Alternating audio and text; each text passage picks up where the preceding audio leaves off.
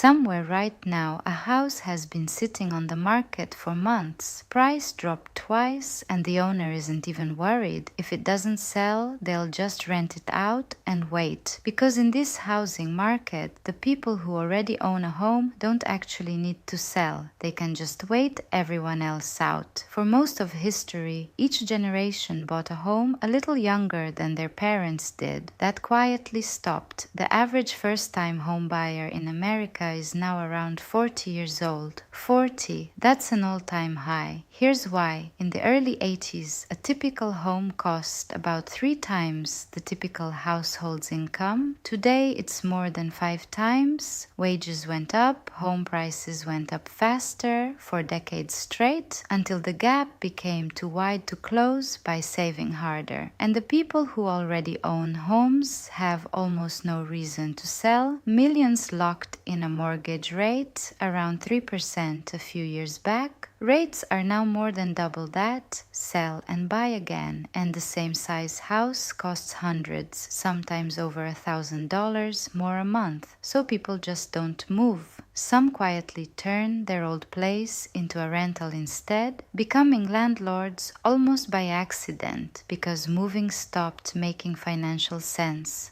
Multiply that by millions of homeowners making the same calculation and the market basically freezes. Meanwhile, boomers now account for more than 4 out of every 10 home purchases in the country. Gen Z barely registers on the same chart, not because they don't want homes, because the generation ahead of them is sitting on the exact homes they'd need and isn't moving. It's not avocado toast, it's a mass problem that got worse every year for over a decade, while everyone kept repeating the same old advice as if the goalposts hadn't moved.